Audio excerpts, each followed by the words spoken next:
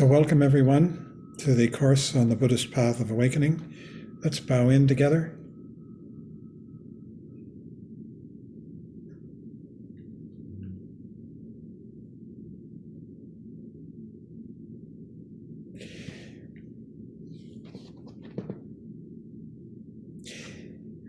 We are working our way through the profound treasury of the ocean of Dharma.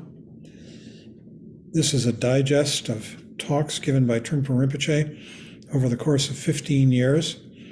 Each year he would take 150 to 250 students away for 3 months of study and practice at some retreat facility. And during that period of time, the course would be divided into 3 sections: the Hinayana, which is the first section of the Buddhist teachings in the Tibetan tradition, the so-called lesser vehicle, and that is included or covered in volume 1 of this 3-volume set that we're working our way through. The Mahayana, which is the middle section, and that's what we're on now, volume 2, and the Vajrayana, the adamantine vehicle, the advanced teachings in volume 3. So tonight we are working our way through the Lojong slogans. These are the training the mind slogans. And we are going to start with slogans 19, 20, 21, and 22, or that's the subject for this evening. And we'll start with Barry. Take it away, sir. Yowza. Yeah, this is point 5, evaluation of mind training. This is section. How do we set it up so that you're taking up the screen? Oh, I had to overcome my vanity, but oh, I think you have to do spotlight for everyone. There we go. Thank you. Oh my gosh. All right. So the first is slogan 19, which is all dharmas agree at one point. Whether the teachings are based on Hinayana or Mahayana, he says, all of them agree that the purpose is simply to overcome ego. That is a good.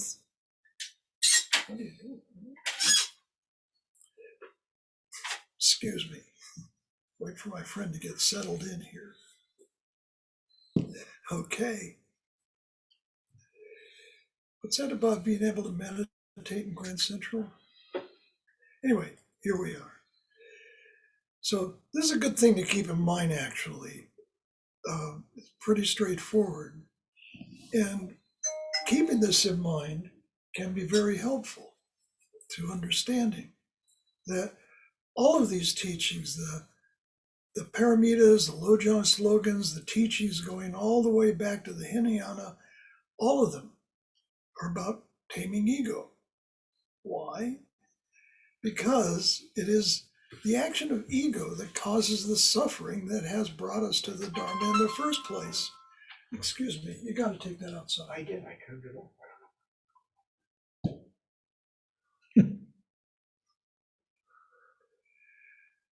Okay. So, it's ego from which suffering arises. That's what brought us here. And because taming the ego first leads to relief of suffering, then to bodhicitta compassion, and ultimately awakening into the world of unobscure, pure perception, world of pristine mind, enlightenment. All of this comes from taming ego. He says, all the sutras, scriptures, or commentaries on the teachings of Buddhism that you read should be understood as ways of taming the ego. Pema Chodron says about this, the entire Buddhist teachings, Dharma, are about lessening one's self-absorption, one's ego clinging. This is what brings happiness to you and all beings. Now, at this point, he talks about the non-theistic character of this particular teaching and says theistic traditions tend to build an individual substance of some kind so that you can then step out and do your own version of so-called bodhisattva actions. So the theistic approach is one of doing good work and expecting something in return, maybe a blessing or maybe good karma that will benefit you in the future. And so generosity is conditional. I am going to help those in need. He says, we talk in here in Buddhist tradition, we talk in terms of having no being, no characteristics, no egohood, that's no self. Therefore, we are able to perform a much broader version of bodhisattva action because we're not limited by the needs of ego. It begins in the Hinayana, he says. In the Hinayana, our ego begins to get a haircut. In the Mahayana, the limbs of ego are cut, so there are no arms and legs. So this is what we're doing when we see through our thoughts in meditation and come back, wake up. We see the thoughts and nothing more. Just see them, recognize them for what they are, thoughts. And by doing this, by seeing our thoughts, by witnessing them, witnessing our mental activity, we start to see how it all works. And this allows us to begin to see how kleshas are created and how they can ripen if unmitigated. And then we have the opportunity, using our intelligence, prajna, we can cut through the chain reaction before, for instance, any aggression is expressed. We are cutting the limbs of ego, not allowing ego to get out there and run around creating havoc, you might say. He says, we even begin to open the torso of ego. So all of this so far is on the Hinayana level. Then, he says, with ultimate bodhicitta, we take away the heart, so nothing of ego remains. For most of us here, I believe this is aspirational to achieve ultimate or absolute bodhicitta. But at this point, many of us have had a taste of that and begin to get a notion of what it's like, what it means. He goes on, then with relative bodhicitta, and this is what we covered earlier, starting with absolute bodhicitta and the first slogans, and then going into relative. So then with relative bodhicitta, we utilize the leftover mess of cut off arms, legs, heads, and hearts. We bring it onto the path of Dharma by examining it and making use of it. And the slogan we covered a while ago, 3 objects, 3 poisons, and seeds of virtue, is an example of that, of using our kleshas, confusion, angst, all of that messy stuff to wake up. We experience a klesha. Hey, that's a klesha. And we witness it. Now, about ego. Now that we have butchered ego, remember that ego is not the enemy. Pema's take on this is good. From this little book here. Nope, got it there. She says, one might think that we're talking about ego as enemy, about ego as original sin, but this is a very different approach, a much softer approach. Rather than original sin, there is original soft spot. We have such a tender, vulnerable, warm heart of bodhicitta, which we instinctively protect. And she also says that if the way that we protect ourselves is strong, then suffering is really strong too.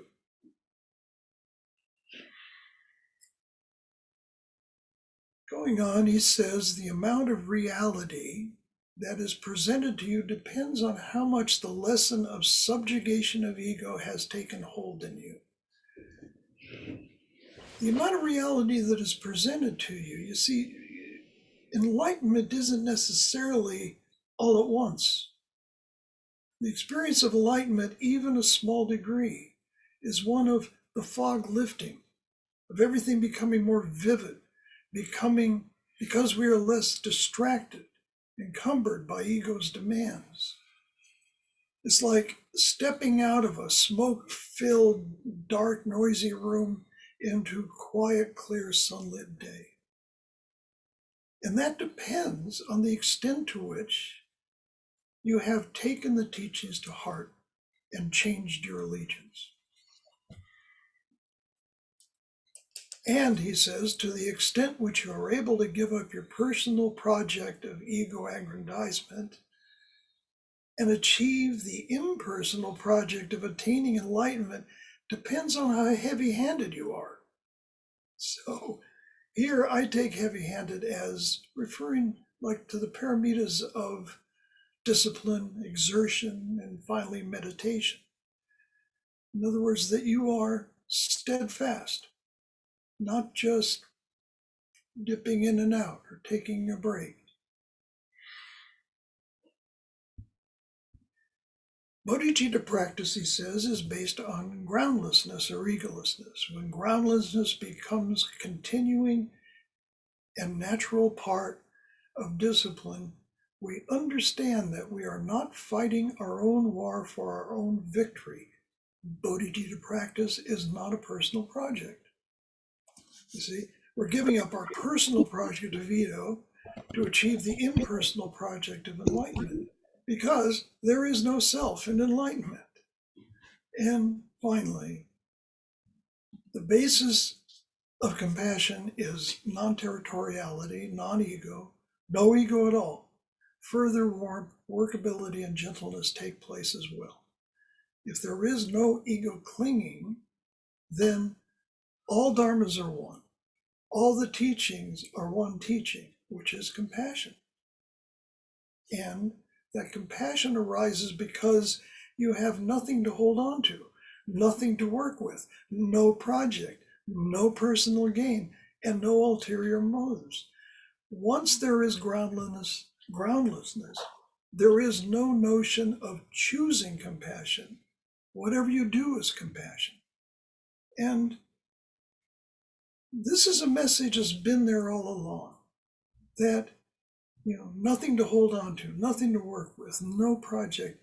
That compassion, bodhicitta, is not something we have to learn, discover, develop. It is the ground of our being. And our project here is uncovering it by waking up. Now, on to the next slogan, which is number 20. Of the two witnesses, hold the principal one. And as he says, in the phrase of the two witnesses, the two are you and the other. Simply put, it is our opinion of ourselves and the opinion of others. You could call this feedback, actually. We sometimes ask for that, and it may be offered. He mentions that it is a common question asked by students when speaking to a teacher, how am I doing? And there's nothing wrong with that. Feedback can be very helpful.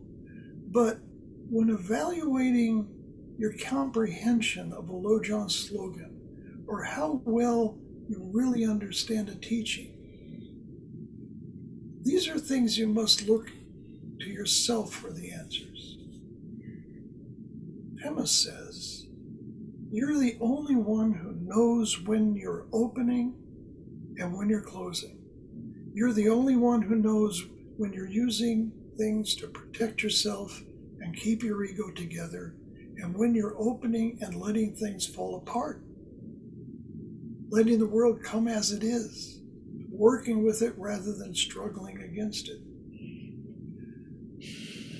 And for that matter, you may have noticed that there have been no exams, tests during the study courses here. We are left to evaluate our own progress. And that is part of the nature of the Buddha Dharma. You are not told what to believe, and you are not told how well you're doing for the most part. This slogan, he says, is that of the two witnesses, two judges, you should hold the principle one. The actual authentic witness is you. He reiterates this repeatedly in this section, and I am going to skip by some of that. But one thing about this, in our culture at least, the word judge or judgment can carry an emotional load of guilt or being unworthy or judging whether you have sinned. As you may have guessed, that is not the case here. In the Buddhist point of view, as he says, we do not acknowledge concepts like original sin. He says, your naughtiness is regarded as only temporary, but at the same time, it is witnessed. And he goes on, you are the only person who knows yourself. People may be very impressed by you because you look fit, cheerful, you seem to know what you're doing. Or not. Sometimes you receive a lot of compliments, and sometimes you have a lot of criticism from people who do not properly and fully know what is actually happening within you. And that's the key point here. That others cannot properly and fully know what is actually happening within you.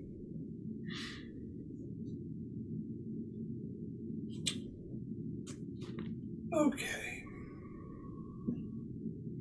I am skipping past some things here.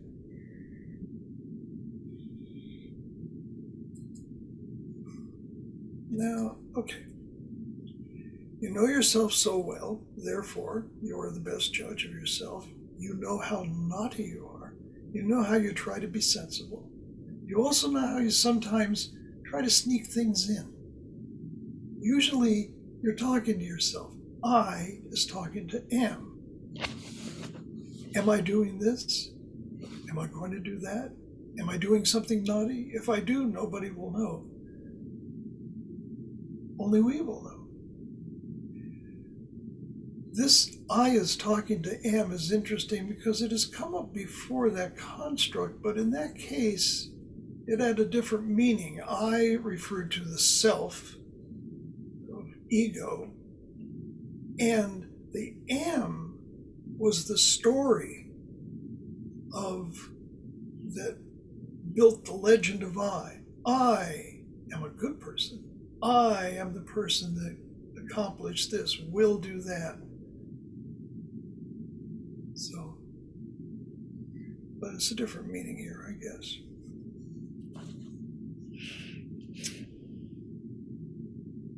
And he's reiterating again, all you really know yourself. And he says, he talks about all of the things you do in your life that you're witness to: brushing your teeth, tying your shoes, putting on your gloves.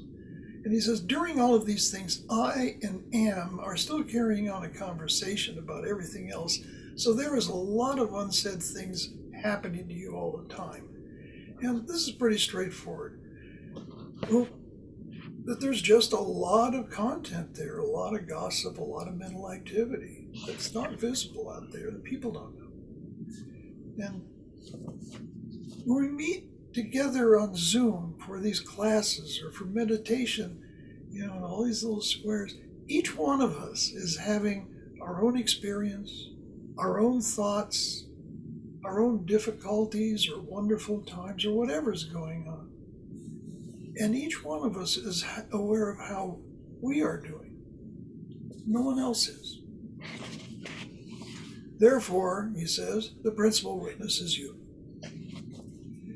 The judgment of how you are progressing in your Lojong practice is yours. You know best about yourself, so you should work with yourself constantly.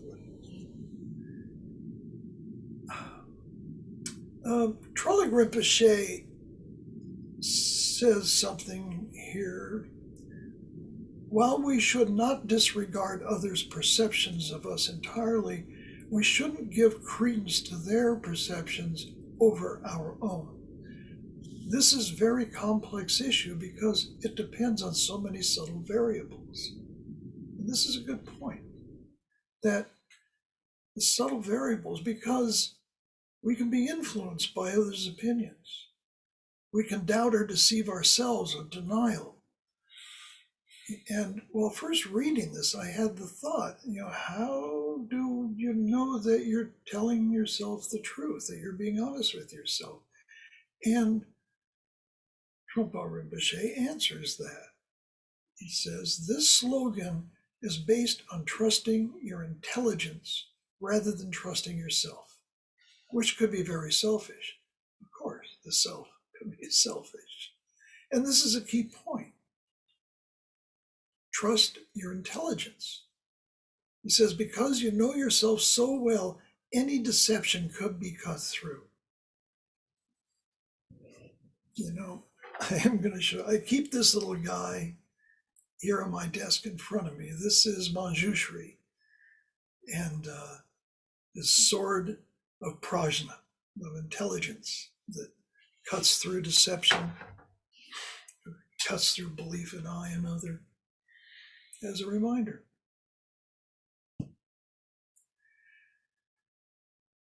You just witness what you are without being judgmental, and you're simply witnessing and evaluating that merit rather than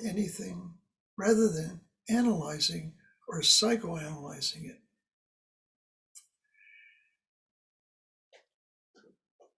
Now, to end, these two slogans can be seen as useful guidance to orient ourselves and to stay on track. That first reminding us what this is all about. All dharmas agree on one point, and that point is compassion.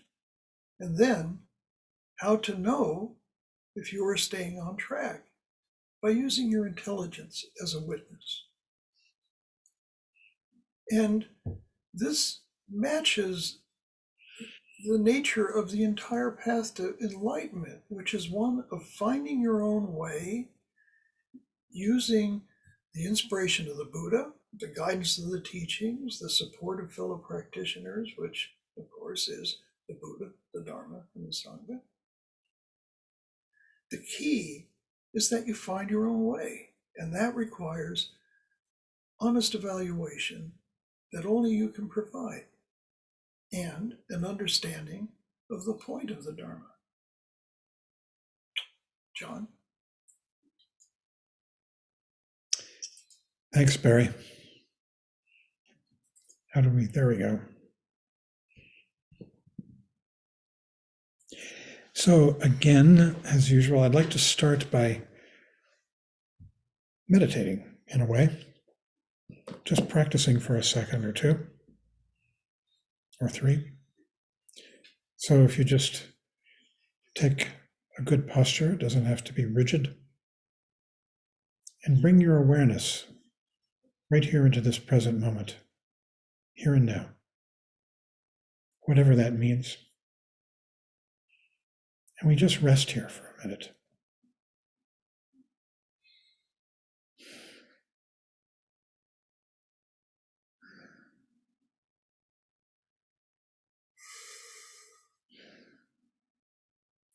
This doesn't have to be perfect. In fact, it's best if it's not. Your awareness is right here in this present moment. And from time to time, thoughts of one kind or another come up.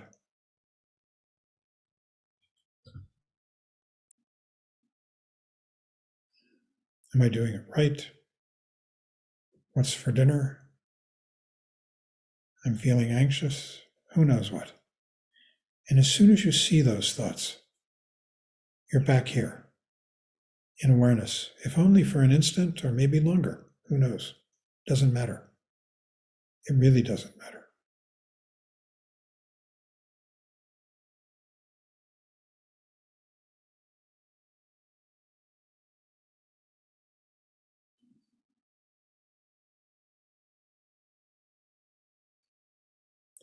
You just see whatever thoughts come up, and they evaporate because they're very temporary. All kinds of thoughts. Thoughts of, I'm not getting this. Thoughts of, ooh, this is good. And then it goes. And there's just this, here and now. Clear, simple, without any effort.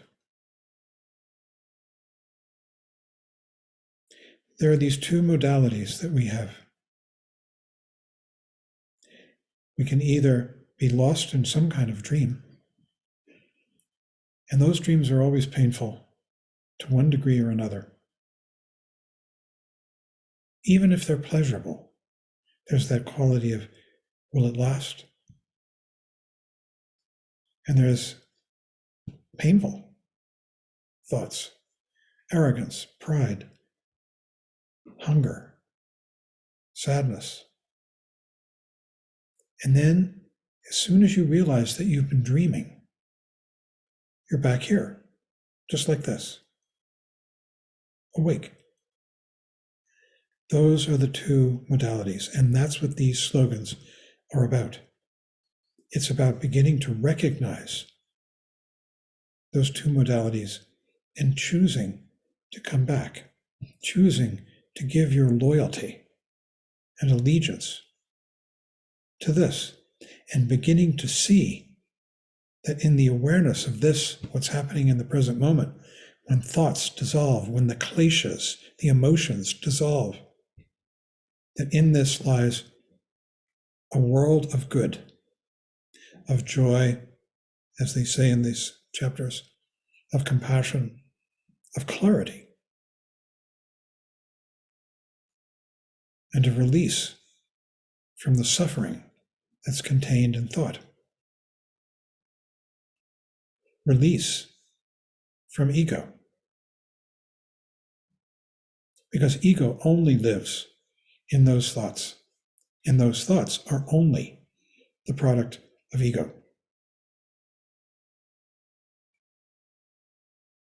They may have some truth in them, but they're half-truths. This, awareness, here and now, is the full truth. So, we'll go into these slogans. This is what slogan 21 is about. Always maintain only a joyful mind. The joyful mind comes about every time you see the thought, it evaporates for however long. Might just be a finger snap, but suddenly there's this.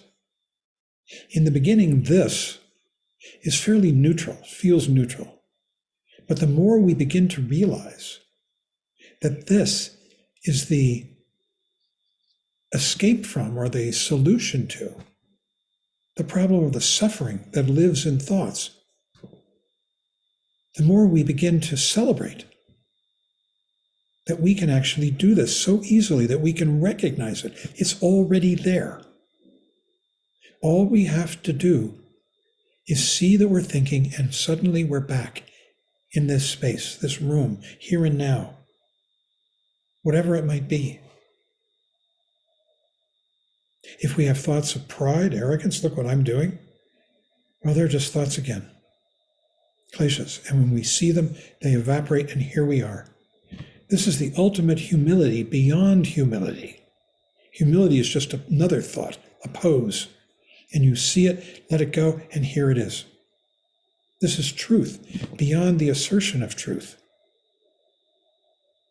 Because it's always here, waiting for us when we let go of the lies of ego, the assertions of ego. And in this is true compassion. Compassion means that we begin to open our hearts. The more we come back to this, the more we begin to feel the quality of what we're in, what was around us, the people, the stars, the trees, whatever it might be. And that feeling of that quality has a true sense of appreciation, of joy. Joy not in the sense of whoopee-doo, let's go out and celebrate, but in the sense of connection with the real and overcoming the fictions of thought and emotions, which are another version of thought. This is compassion. He says it's the hidden continuity that runs through the entire path from the beginning, through the Mahayana, once you've connected with bodhicitta. And that's what we're doing right now. Every time you see a thought, it evaporates and you're back here for however long. You're connecting with bodhicitta. And the more we begin to realize that thought is just a fiction, the more we can begin to shift our loyalty to this, which is the real, which is bodhicitta, awakened mind. That's what bodhicitta means. He says in the beginning, the Hinayana version, that's the first part of the path, the version of compassion is not doing harm to others. In the middle stage of the path, it's to do good for others because you're inspired to. You're moved by the world around you. You want to do something to help whatever it is that is moving you that you see. And then you might think about it and you might say, oh, I ought to be doing more, and you feel guilty. Those are thoughts again. You just let them go. The real events will move you and inspire you. He says there is a sense of delight as well as of egolessness every time we come back.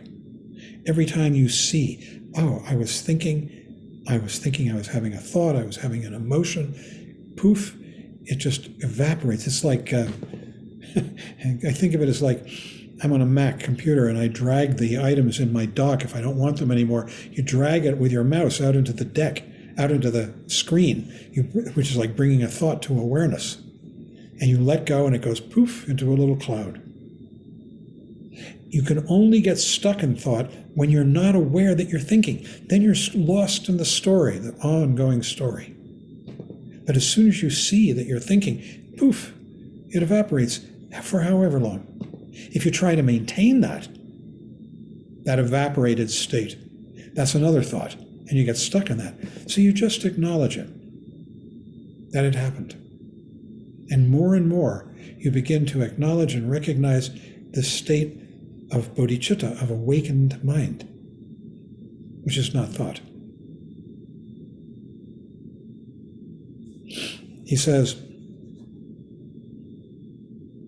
you take joy in having the right teacher to work with you, the right discipline, and the right conviction or faith, which is all of what we're talking about here. You have a genuine appreciation of the teachings, and you are delighted with the whole thing, almost high. That can come from a sense of celebration, that you're actually beginning to understand this. That feeling comes from no longer having any little pockets of deception. Pockets of deception are when you're saying to yourself, ooh, I've got something here. I'm a big person. I'm going to get somewhere with this. That's one way of a pocket of deception. We get caught in it. And then we can see that, let it go, and here we are again. It's just a thought. That's what ego is, just those thoughts. Every time we step out of the dream, you begin to see that you were dreaming, you're here. You're back. He says, this was a good one, I thought, personally. Now he's speaking, remember, he was born a tulku. He was born a reincarnation of an enlightened person.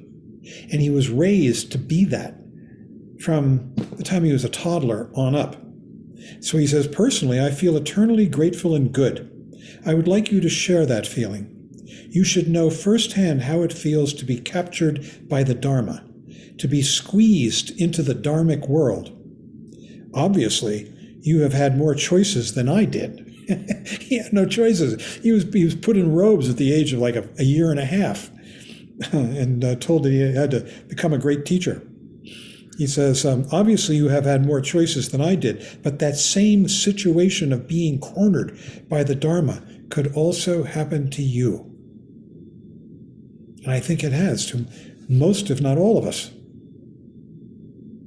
And if you have doubts about that, they're just thoughts. Let them go. And here you are, in the Dharma. It's so ironic. So I'm sharing with you what I experienced. And later on, when students came to me, I began to realize that I was now at the corner. And it was the students who were being pushed in, as he had been pushed in.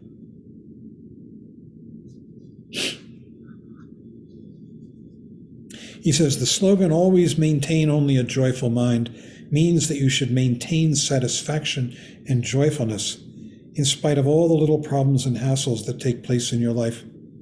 In fact, every mishap is good because it is encouragement for you to practice the Dharma. Every mishap, every depression, every negative thought, every self-criticism is just an opportunity to say another thought.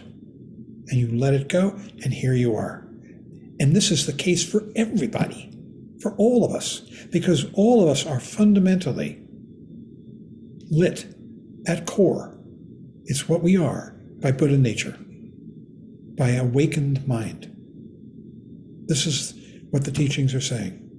If you doubt that, let that thought go, and then here you are again. And the more one does that, the more one begins to acknowledge, recognize, and shift your loyalty to this awakened mind that's already here and is always here.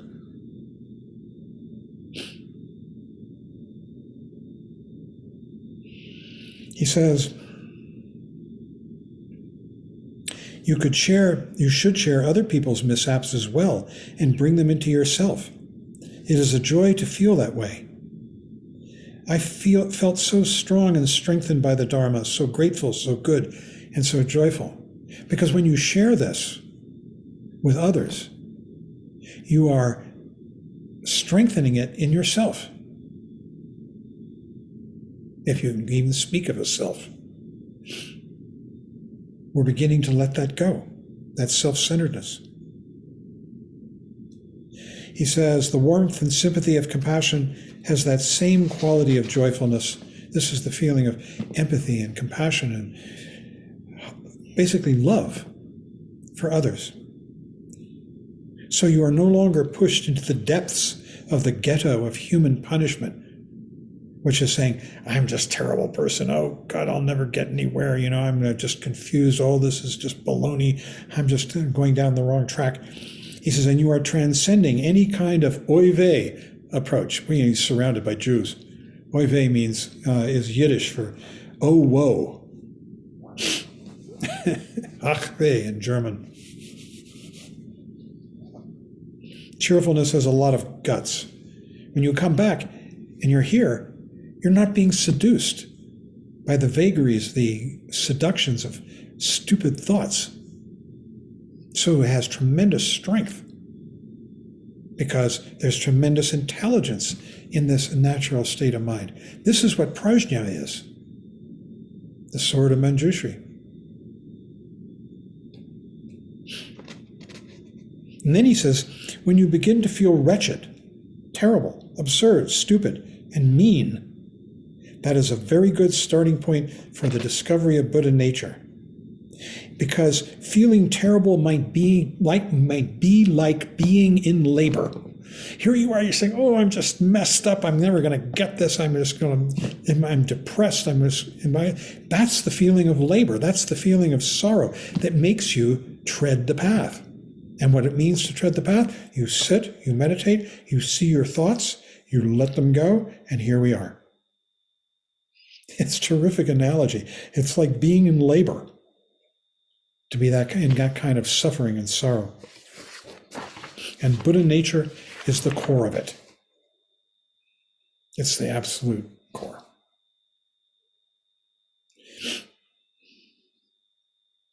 He says, you don't have to be startled by intense wretchedness or by sudden upliftedness. Instead, you can maintain your cheerfulness all along. You can maintain a sense of cheerfulness because you are on the path.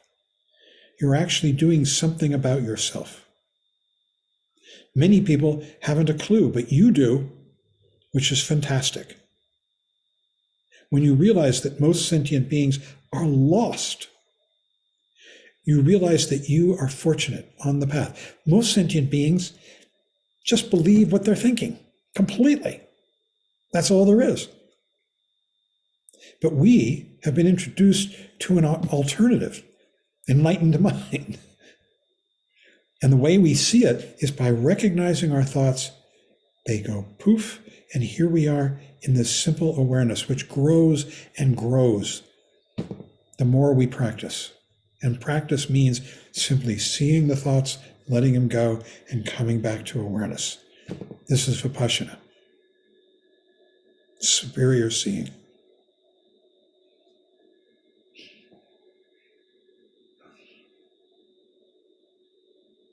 He says, constantly applying only a joyful mind allows you to wake yourself up. And that's the process that we're in, of waking ourselves up, of seeing that we don't have to be lost in these depressed, angry, envious, proud, whatever they might be, thoughts. We can see them, and as soon as you see them, you can let them go, and here we are, wherever we are, in this room at the moment. Finally, we get to the last slogan of this chapter, which is, you can practice even when distracted, if you are well trained. This is such a simple idea, that the more we begin to recognize this choice that we have between being lost in thought and coming back, as soon as we realize that we're lost in thought, we come back automatically. And the analogy that he gives here is it's like a rider on a horse who begins to lose their balance, and the very feeling of losing balance brings them back into balance, and they right themselves. Or he says, it's like an athlete who slips, and in the process of slipping, regains their balance by using the momentum of the slipping. Whenever we recognize that we've been lost in dream, we are practicing while distracted and being well trained, and it brings us back. Once we begin to get this message, and we've got it, every time we're distracted and we recognize that, we're coming back already to this.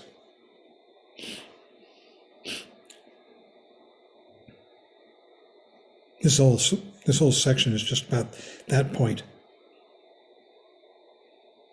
He says, same thing, but when something hits you as a result of unmindfulness, so you're not being mindful, you're lost in a dream and it hits you, suddenly that unmindfulness itself automatically creates a reminder of mindfulness.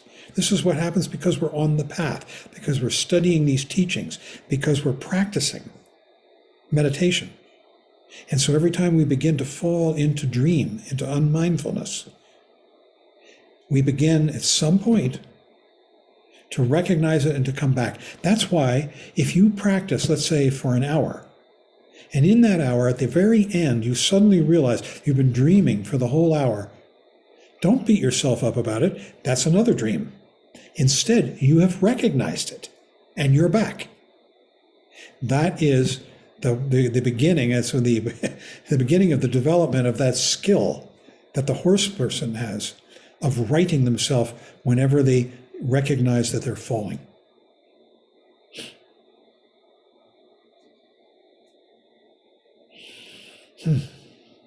So he says,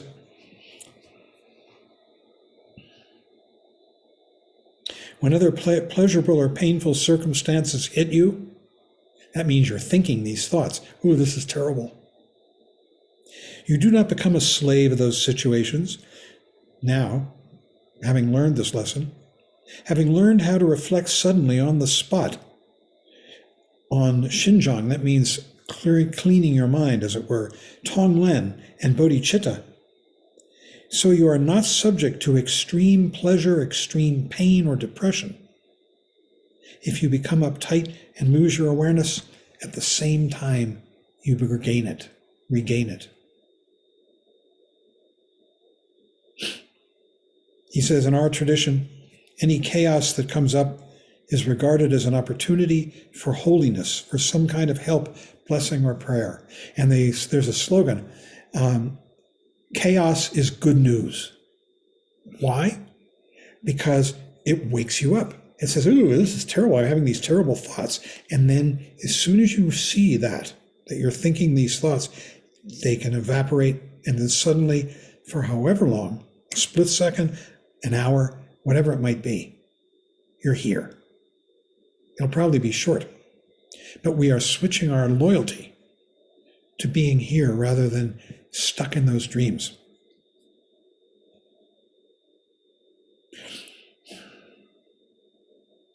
He says the situation itself becomes your awareness and mindfulness, so there is less need for you to put effort into it from your end. This is all about the paramita of meditation, by the way, because this is what it's about. This is meditation. This slogan is about realizing that you can practice in spite of your wandering thoughts. In fact, you're practicing with the help of your wandering thoughts. He says when you're drifting off, if that process of drifting off brings you back, that is the mark of perfect practice. You're drifting off into some dream, ooh, that person was mean to me, I'm going to get even, or whatever it might be. And suddenly you realize, I'm having this painful, nasty thought. And boom, it just evaporates and here you are.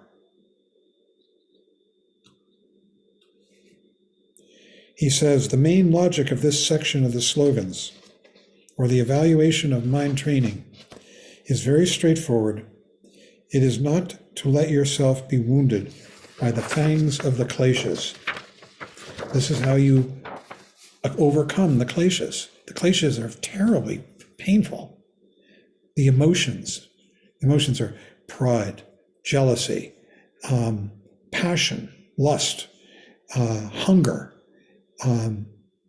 stupidity or sloth, and anger. Those are the 6 realms. And they're painful, all of them. And they're stupid and painful, because they don't appreciate reality. They are a distortion of oneself and the world. Finally, he says this: the way to begin is by realizing that the point of all Dharma is the taming of one's ego. One's ego are all these nasty stories that we tell ourselves with our emotions. You rely on your own judgment as to how you are doing. Then you develop cheerfulness because you are not trapped in heavy-handed situations, because you can awaken. You can see, oh, it was just a dream, a thought, and let it go. Whenever extremely evil situations or extremely joyful situations occur, you can experience joy. Finally, the mark of all this training is that you can practice even when distracted, because distraction, which is these thoughts, these full of suffering, inspire you to awaken, to come back to this. And the more you do, the more we begin to realize that this is all we need and more. So we could have a discussion.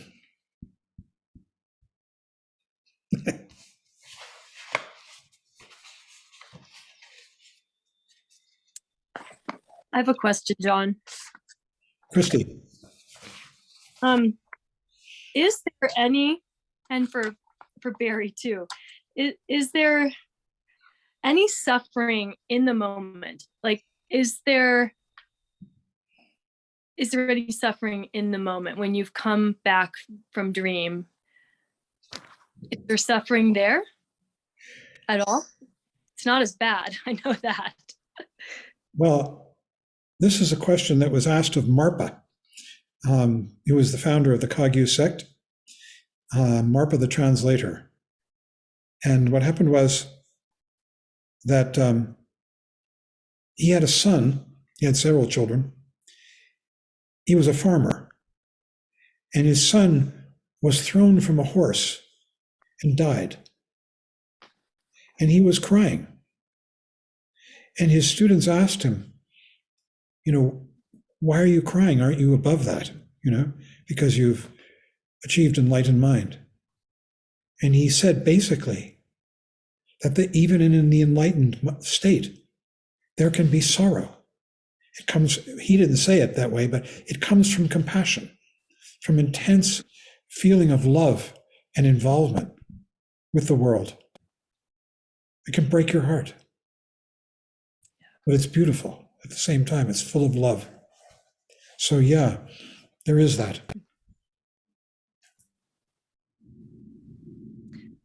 But it's not that Yeah. neurotic pain when you're in the dream, the kind of anxious worry and fear and suffering, that's really only in the distracted or in the dream state, this dream state. You wouldn't really have that extra suffering in the awake state. It's just a kind of a clear suffering, maybe.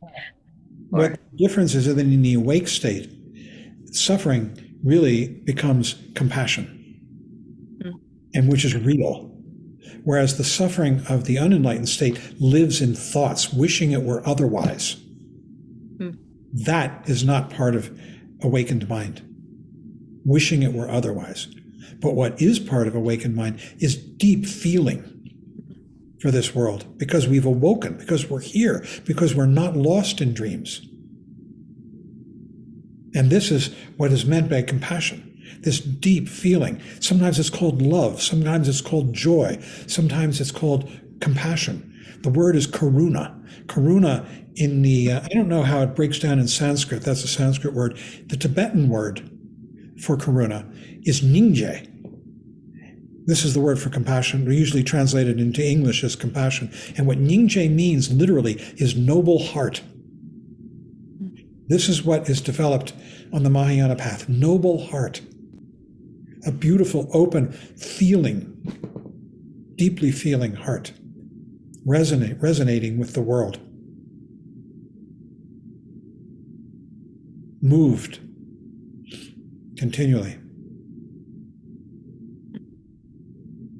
That's what's being talked about in this chapter when he talks about compassion. Maybe it'd be better if we use the Tibetan nyingje, noble heart. Beautiful word, huh? Nying means heart, essence. It lives here in your chest. And it means both feeling and mind, by the way. This is the seat of your mind here with nying. And je is an honorific. It means noble, it means great, it means honored. And bodhicitta is the same, it would be the same word. No, bodhicitta in Tibetan is, wait a second, Changchup Sempa, which is a translation of bodhicitta. Changchup means awake, bodhi, and Sempa is one of the words for mind. Herbert Gunther, who was a great friend of ours in the very early days, this German scholar, but his translations were so wordy. And I remember he translated Changchup Sempa as awakened heart and consummate perspicacity. Consummate perspicacity. I love that one. Yeah. So this suffering, you could say, it's not really suffering, it's just deep resonance and love for the world that is karuna, is compassion, nyingje. And he's so important, he emphasizes it so much in this chapter.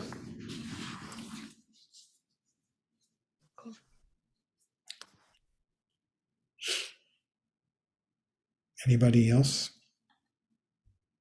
Whoops, wonder who that was.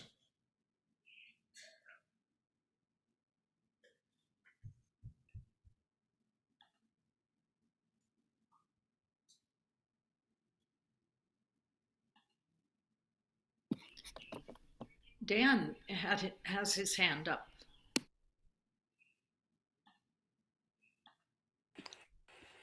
Oh yeah, thanks. I forgot I did. Because you actually, John, you kind of said what I was gonna say, but I'll say it in my way, I guess. Christy, I think, was speaking towards our tendency to confuse feelings and suffering. You know, feelings, suffering isn't not having the feelings. I mean, enlightenment, awakenment is not having the feelings. The suffering is comes from pushing away the feelings. And it comes in a dream, the suffering. And the Right. dream is always a story about me and something else. Right. It's always that kind of a story that takes us away from this. It's like we're watching TV, only it's up here in our minds. Right. But I think we all have this tendency to confuse suffering and feelings. Suffering is the pushing away of feelings, right? Is the not letting them arise. It's not having the feelings. And letting them pass, not letting them pass. It's always, yeah, suffering is being lost in the dream of wanting things to be different, one way or another. Yeah. It's a The dream other of, thing I want to say quickly, I'm sorry, is I just love the elegance of it. That this point, the whole fifth point, is about diminishing all dharmas are about one thing. All dharma is about one thing, and diminishing clinging to the ego. And only the ego can be distracted. Only the ego can not have a joyful mind.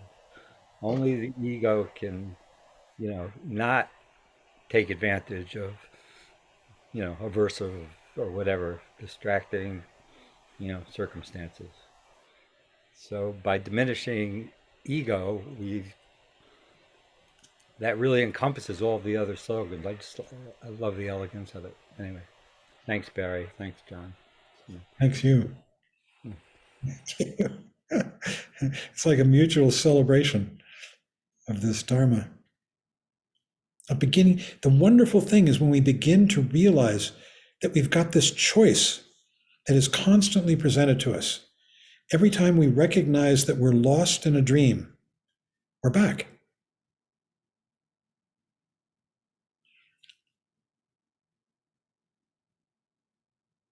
That's really terrific.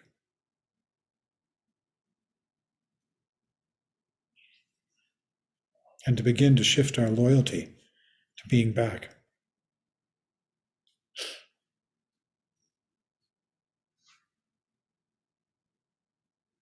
And if it only lasts for a split second, don't beat yourself up about it. That's another dream.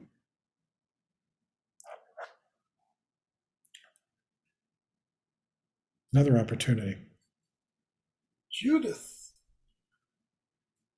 you need to unmute yourself. Yeah, I think it may have been in last week's chapter, but I was unclear about dharmic gossip.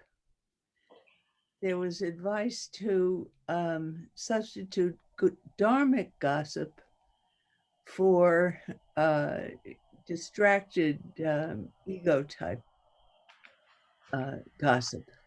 I wasn't quite sure what gossip to use, how that was meant. I think it's up to you. I just recall years ago him saying, from Rinpoche saying, that at some point, all your thoughts become thoughts about the Dharma. And I think that's what this is referring to. Later, you begin to discover you don't even need that. that the true Dharma is beyond that. Or maybe that's what the thoughts are telling you. The non-dharmic thoughts or the dharmic thoughts? The Dharmic thoughts. Mhm. But to Pure thoughts. substitute dharmic gossip, how would that go? Oh, you're thinking, about what was said in this talk and what the teachings are and all of that. And then, Oh. but what's better is that you're doing that, and then you say, "Oh yeah, I'm thinking again," and you let it go and you come back. Then you're practicing. Then you're being it. Mhm. But the good thing about dharmic thoughts is they lead you to that.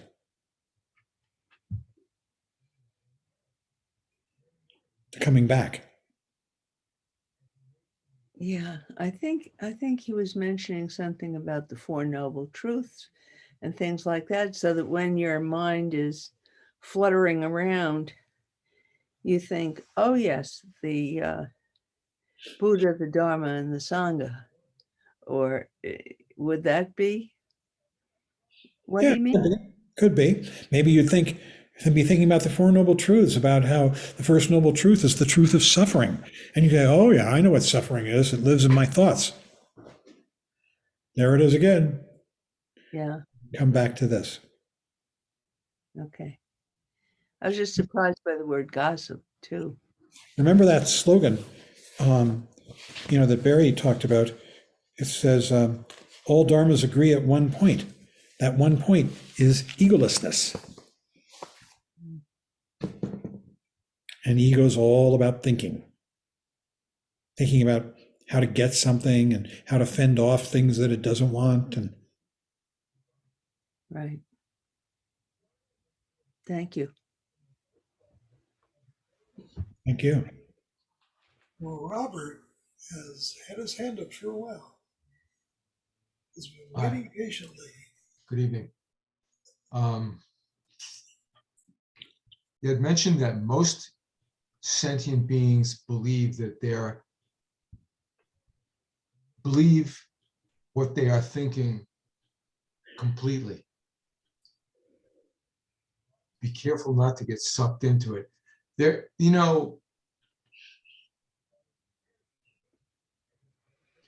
Is there something that we could say is a safeguard for that?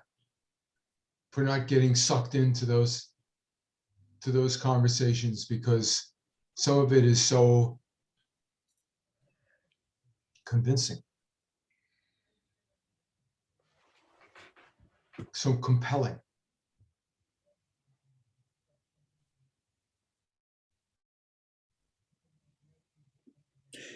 Practice shows you've got an alternative. This awareness that's right here, of this computer screen, this voice, the feeling of your bottom on the chair. Suddenly you're here, and the thought evaporates. That's the choice between being lost in the dream or coming back. And the more we practice, the more we see that choice, that alternative. And it's up to us to make the choice. You don't do it because someone else told you. You do it because it only makes sense to you. Otherwise, it's another dream. I guess noticing the suffering has a lot to do with it, and Yeah, that's what he's been saying in these points here, that the suffering is a tremendous opportunity. yeah.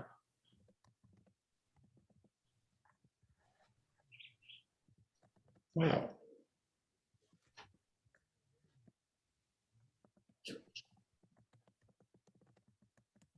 I love the word you said earlier.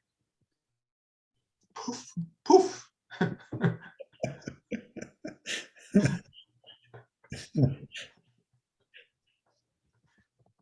you.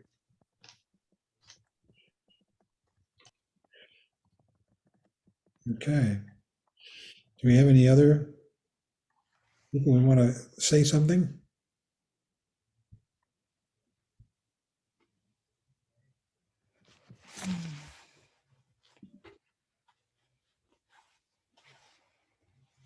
Oh, Jane.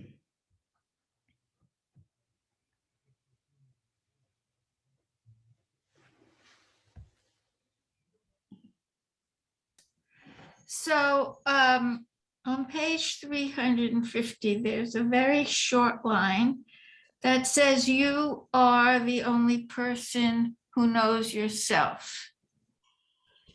So this reminds me of the Delphic oracle, "Know thyself," which is, two words that have been interpreted and reinterpreted and debated from Socrates and on.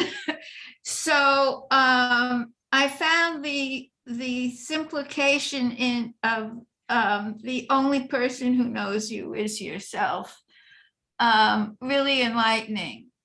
It opened up a whole world um, of simplicity that's in the slogans. It's why they so resonate. Now, when Barry or you or anyone else, interprets and enlarges, the text, especially from experience and examples, it's very enriching. But this idea of know thyself is both Eastern and Western. It's everything. There it is. Know thyself. And the only person who knows you is you. It makes tremendous sense to me. I just wanted to say that. No, terrific. Yeah. Thank you.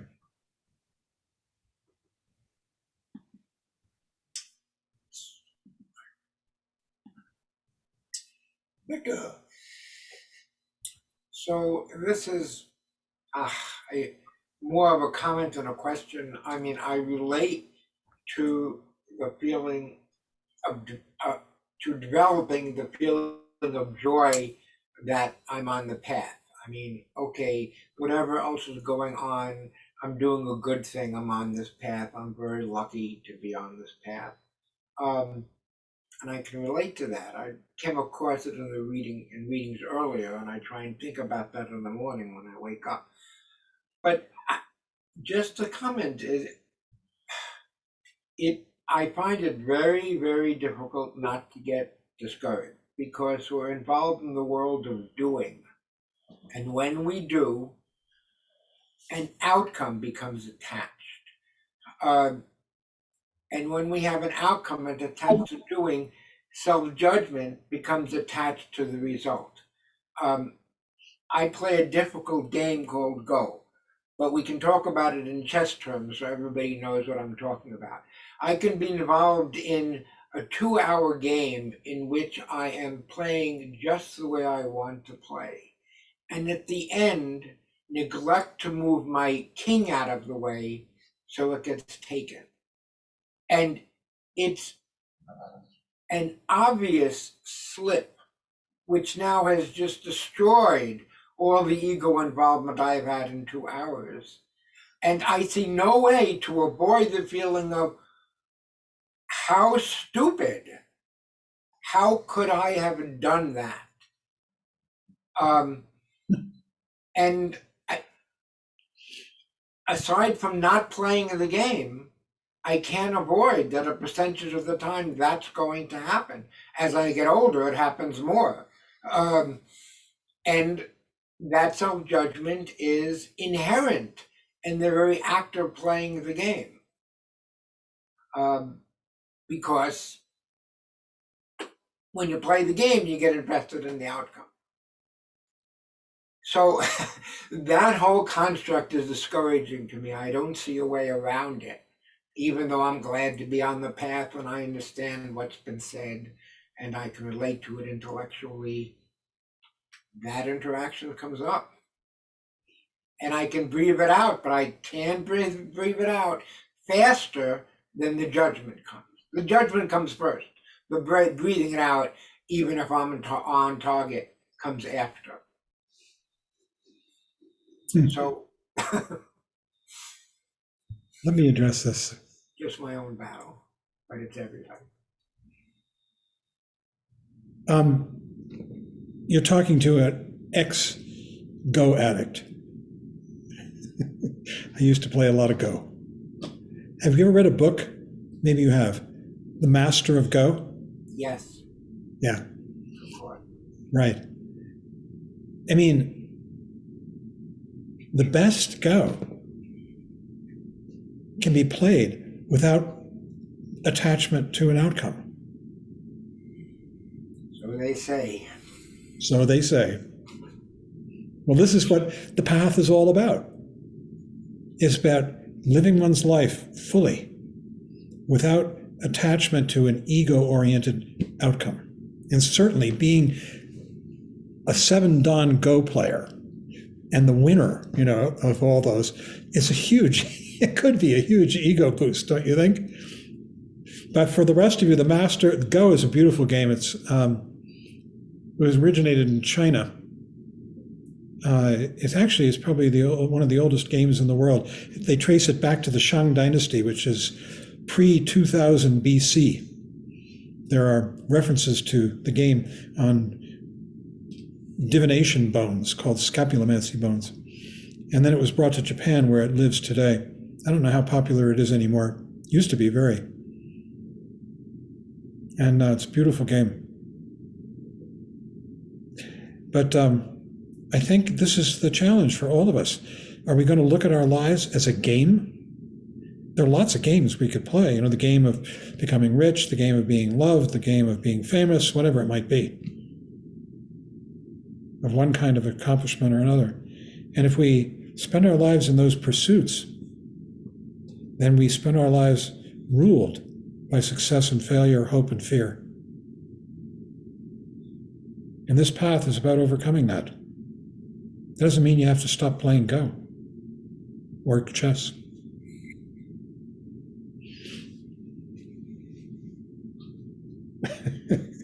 I loved Go. Never could get into chess. Chess is a much newer game. It originated in Persia about 700 years ago, 800. Yeah, I started out playing. Started out what? I started out playing chess when I was a kid, Oh, well. and then I graduated to Go when I was still a kid, and I got quite high, so it became a big part of my life. For quite a Really, while. what was your rank? Six dan. Ooh, ow. He was good. Oh, he gives me 5 stones and wins. No, I give you 9 still. He gives me 9 stones and wins. Excuse me. Oh, I can believe that. 6-dan amateur, right? Yeah, God. Or, yeah, yeah. If you were a 6-dan pro, you'd be stratospheric. But 6-dan amateur was amazing. We do. If we could tear ourselves away from No, we got to stop this. We do have a couple of people. Okay. Mark So- and Robert have their hands up there. Hi. I was just talking when we're talking about, like, if we're mourning somebody, like, everything's pretty much a story after it's happened. We have family, we have friends, whatever. And in the moment, I mean, our lives and our friends and family's lives, they are stories. They become a story. And is there an appropriate time, like when we buried Chokham Trungpa Rinpoche? I mean, I assume that was a process. Now, I guess we can mourn in the moment, and that could be the moment. I was just wondering if, because that also does have a tendency, we're mourning someone we've known who's died and has become part of the past and has become part of the story. I was just wondering, does this make any sense to you, John or Barry, as far as I don't know, is this anything? Well, my thought, if I may, is that sadness, is certainly a natural response, and that is something that an enlightened person would feel. It's just that what that can trigger in, regrets or yearnings or all the other things that can grow out of that, the kleshas that can get generated, just don't happen. Right. You mourn in the moment, and then you let it go Yeah, you feel at great some point. At sadness. some point. You feel great sadness, and you do not try to stop it. You do not try to ignore it. You see it. You experience it. And you know in the moment that you are experiencing sadness. Yeah. Thank you.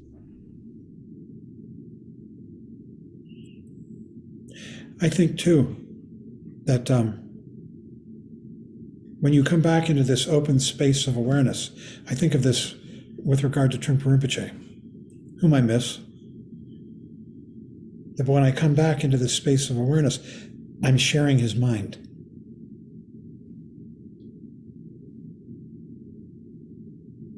Yeah.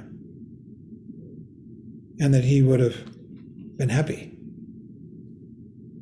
that one of his students, or many of his students, did that.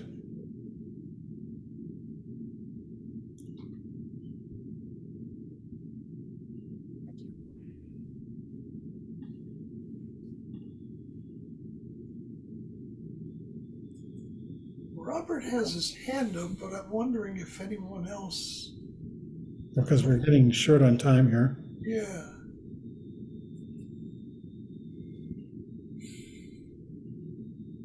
But if not, Laura, you have anything, comments on this? Yeah, Okay. you're saying it's interesting. I never heard this game Go, but I'm definitely going to look into it. You said the best Go can be played without attachment to an outcome, and it's Go like any other game. Most of us play it with a great attachment to an outcome. Yeah. But in this book, The Master of Go, there's that idea there's a famous book about Go, where a great Go champion and a great Zen master who doesn't know anything about Go play a game. And it's what happens. And is that a life lesson? Because in the book that Christy was talking about, Zen in the Art of Archery, Yeah. that's not it's the style of the whole thing, the fluidity. I mean, that teacher in that was everything but pounded the student on the head to get him to pay attention to what the technique was.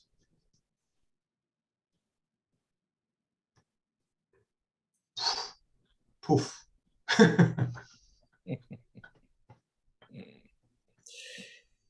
Well, perhaps we should end at this point. I'll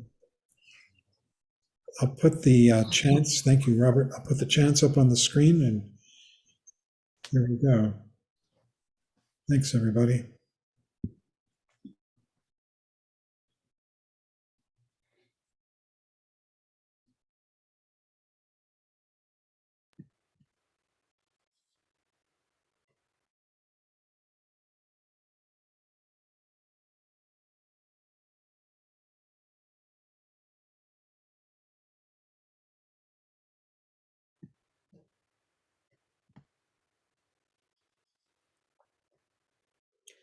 We'll close with a prayer for peace, and then we'll dedicate the merit earned by our practice for the benefit of all sentient beings.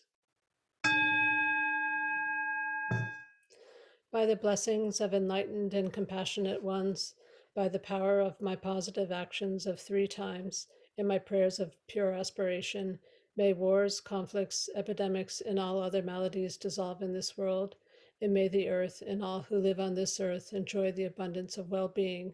May all learn to live lovingly with each other. By this merit, may all obtain omniscience. May it defeat the enemy wrongdoing. From the stormy waves of birth, old age, sickness, and death, from the ocean of samsara, may I free all beings. By the confidence of the golden sun of the great East, May the lotus garden of the Rigdon's wisdom bloom. May the dark ignorance of sentient beings be dispelled. May all beings enjoy profound, brilliant glory.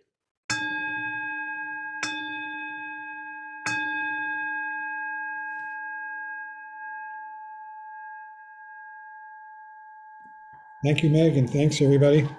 Thanks, Barry. Thanks, Barry. Thanks, John. Very, Meg. Thanks, Barry. Thanks, John. Thanks, everybody. Thank you, everybody. Thank You're you. all wonderful. Thank you. That's true, isn't it, Christy? I know. Blows my mind. Karen Sue knows too. We were chatting. You're all amazing.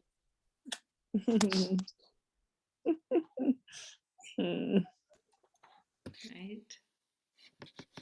Wow, 6 done. Wow, he was a good Go player. Really good.